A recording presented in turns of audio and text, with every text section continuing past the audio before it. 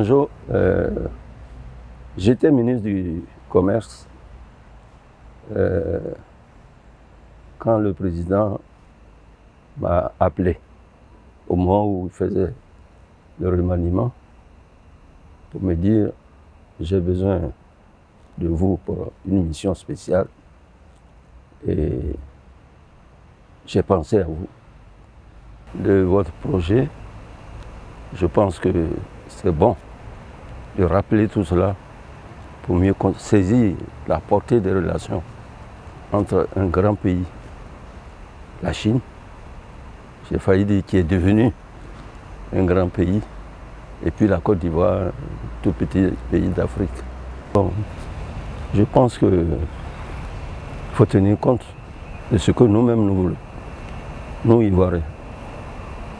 Aujourd'hui, le gouvernement appuie essentiellement l'effort du secteur privé pour aider au développement. C'est-à-dire qu'on préfère que des opérateurs économiques, surtout les jeunes, s'engagent dans des projets importants pour que le pays en tire un bénéfice, plutôt que l'État prenne ses ressources pour mettre dans ces projets. Vous savez, le développement de la Côte d'Ivoire est passé parce qu'on appelait à l'époque les SODE, les sociétés de développement. C'est l'État qui impulsait le secteur en finançant. Aujourd'hui, on a inversé. C'est le secteur privé qui doit récupérer les projets et financer, avec bien sûr un apport du gouvernement, mais vraiment marginal.